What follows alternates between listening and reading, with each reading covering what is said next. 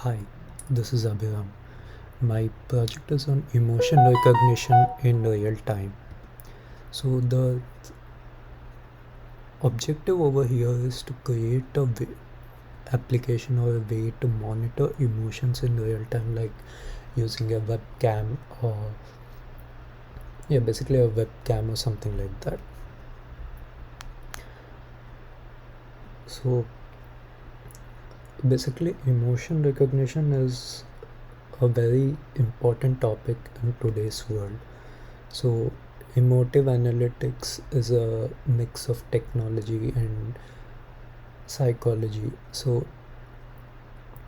there are many facial expressions. So, there are seven primary of which are sadness, joy, fear, anger, contempt, disgust, and surprise. So, the so with this facial emotions detection algorithms, we try to classify an image into one of these seven using a video or an image, and we try to and what this does is it tries to capture and detect any micro expressions which might not be visible to humans. So investigating the connection between different points on a human face and something like that. Then it compares that images with trained models which are based on databases which are compiled by in research areas.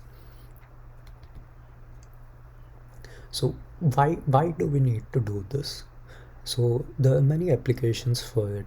So one thing is advertising is a multi-billion-dollar industry.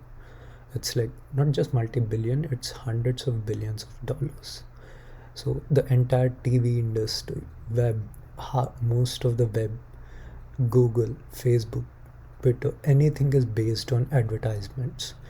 So one of the most important things is obtaining feedback. So what, like when we go to YouTube, we have like sometimes we get a survey like instead of an ad. So instead of a survey, this is a more like effective way, and it'll people might be more inclined to do this rather than some lengthy survey with a whole bunch of boring questions. And another application is security. So this emotion recognition can be used for security checks at airports, malls, schools, railway stations, and at other places.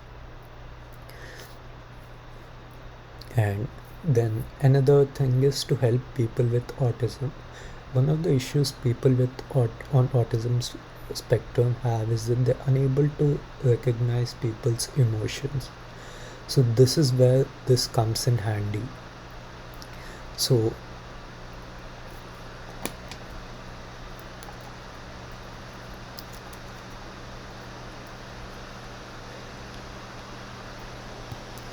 so this helps them.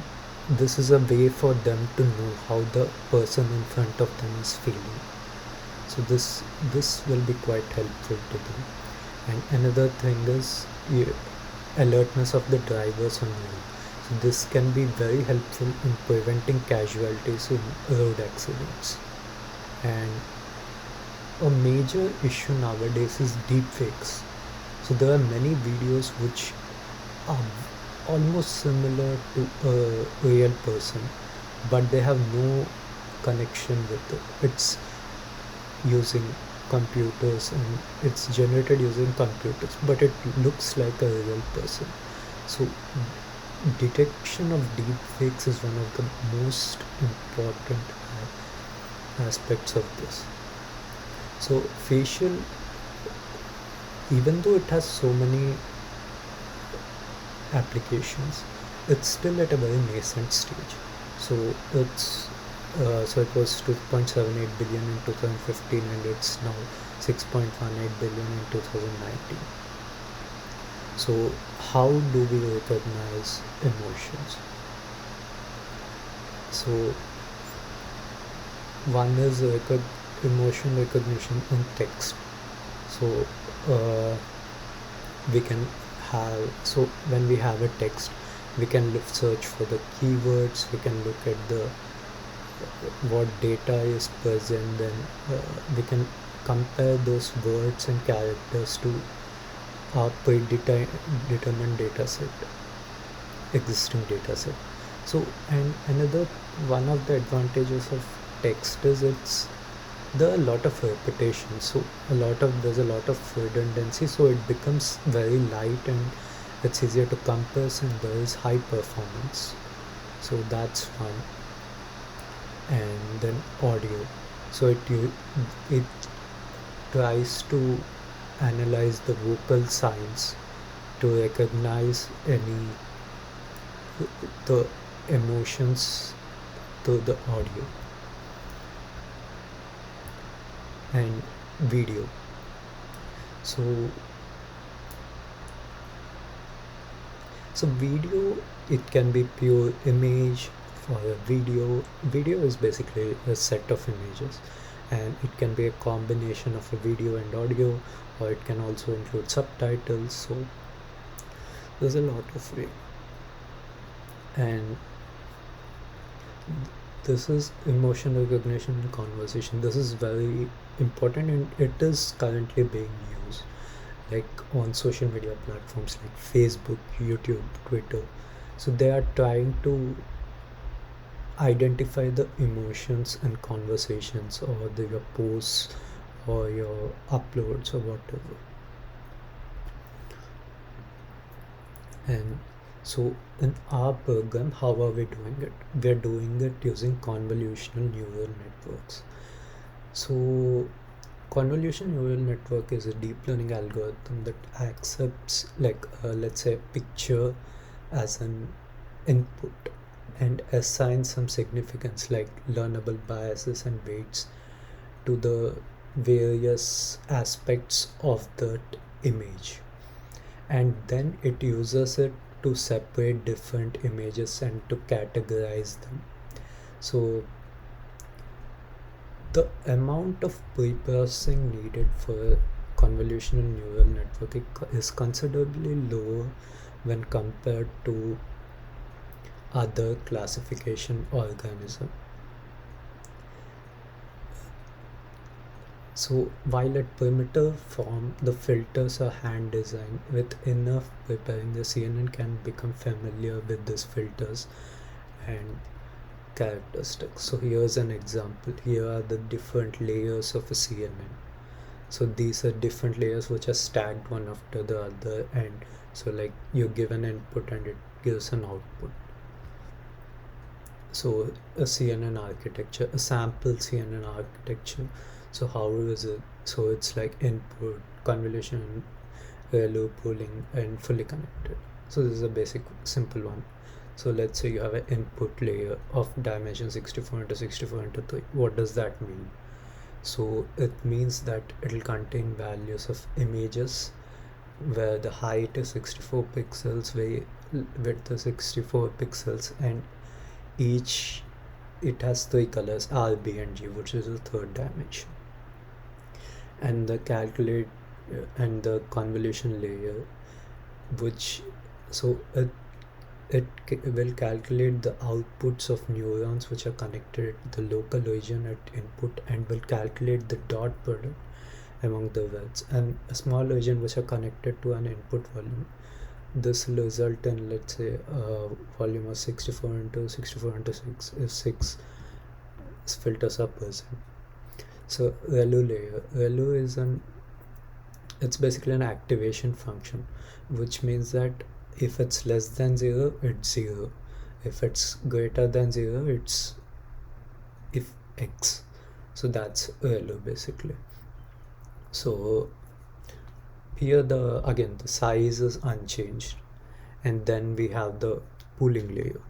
Pooling layer it's basically downsampling along the spatial measurements, height, width, and etc., bringing the volume to 16 into 16 into 6, so it reduces the 2 dimensions. And now the fully connected layer, will calculate the class scores, bringing the volume to 1 into 1 into 15, meaning there's only it'll it's basically the final. It'll categorize it into one of the, let's say there are 15 classifications, it'll categorize them into that. So now coming to our project, we'll be using FIR 2013 dataset. FIR is facial emotion recognition. So this is a very large scale data set, publicly available data set, which was first presented at ICML 2014 challenge in representational learning. So it has the 7 basic features: discuss, have, surprise, etc. And so this is a very widely used data set in facial expression recognition and facial emotion recognition, and in resulting explore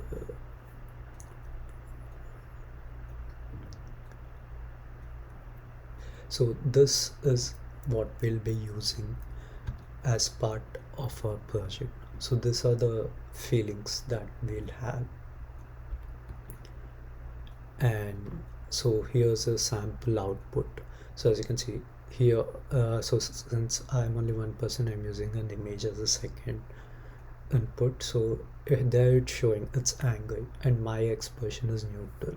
So this is the result of the application. So here are are there any related works? Yes. So the other works you have using SVM, which is support vector machine Bayesian deep neural networks, and SVM, RBF, CNN, BGJ16. So a lot of these. So there's not many on. So I found a neat description on how they work in Dreamer and Amigos datasets. And they have between a 55 and 90% accuracy.